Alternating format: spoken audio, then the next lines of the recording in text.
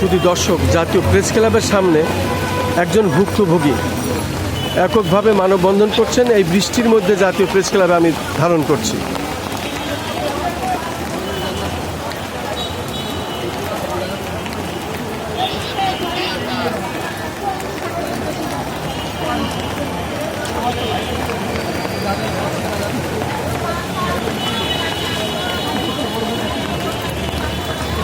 মাননীয় প্রধানমন্ত্রীর কাছে আপনি বিচার চাচ্ছেন, এখানে লিখেছেন। কি আপনার বিষয়, নাম ঠিকানা দিয়ে বলেন এবং কোন জায়গার ঘটনাটা, একটু ঘটনাটা বর্ণনা দিন। আমার নাম মোহাম্মদ সুমন তালুকদার, পিতা মিতা ফজলুল তালুকদার, গ্রাম 15 নং রশিদপুর, চক গোপীনাথপুর, জামালপুর সদর, জামালপুর। আমি দীর্ঘদিন যাবৎ 2009 সাল থেকে আওয়ামী লীগ সরকার ক্ষমতা যাওয়ার পরে আমাকে এবং আমার ফ্যামিলিকে বাড়ির থেকে মারধর করে বের করে দেওয়া হয়। পরবর্তীতে আমার মা জামালপুর সদর নারী ও শিশু আইন আদালতে একটি মামলা দায়ের করে।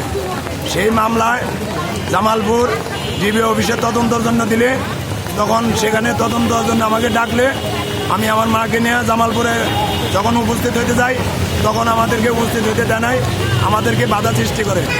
তখন ওই বাধা সৃষ্টির পরে আর আমরা ওখান থেকে যাইতে পারি নাই, আমাদেরকে ঢাকা চলে আসতে হয়েছে। পরবর্তীতে 2013 সালে আমি আমার বউ সন্তান মাকে নিয়ে আমার পুনরায় বসত বাড়িতে যাই। তখন বসত বাড়িতে যাওয়ার পরে আবার ওই জমি দখল, ভূ দখল, সন্ত্রাসী আওয়ামী লীগের সন্ত্রাসবাদীরা আমাকে এবং আমার ফ্যামিলিকে আবার মারধর করে এবং 150 টাকা স্ট্যাম্পের ভিতরে জোরপূর্বকভাবে সই নেয় লিখিত ছাড়া। তখন আমি ওই স্ট্যাম্পের ভিতরে স্ট্যাম্পটা ধরলে ছিঁড়ে যায়। তখন আমাকে মাথায় আঘাত করে এবং গায়ে অনেক মারধর করে, আমার স্ত্রীকে মারধর করে এবং আমার সন্তানকে ঢেল মেরে ফেলায় দেয়। পরবর্তীতে আমি আবার পুনরায় আইনের আশ্রয় নেই, জামালপুর থানায় একটি মামলা দায়ের করি, মামলা নম্বর 3। সেই মামলায় চার্জশিট দাখিল করলে অপরাধী চিহ্নিত করে চার্জশিট জামালপুর দিলে বিচার আদালতে মামলাটি যায়।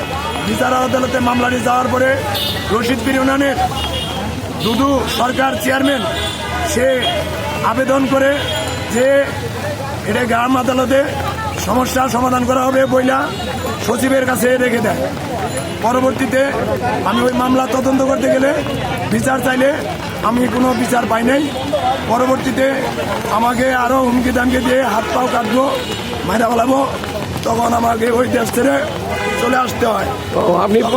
আপনি প্রাণ ভয়ে পালিয়ে বেড়াচ্ছি। মাননীয় প্রধানমন্ত্রীর কাছে আপনি ন্যায় বিচার দাবি করছেন। পরবর্তীতে 2019 সালে আরেকটা নেব, এটা আপনার পাশে নিকে আমার ভাতিজা আমার পাশের বাড়িতেই থাকে। নাম কি? নাম মোহাম্মদ মঈনুল ইসলাম।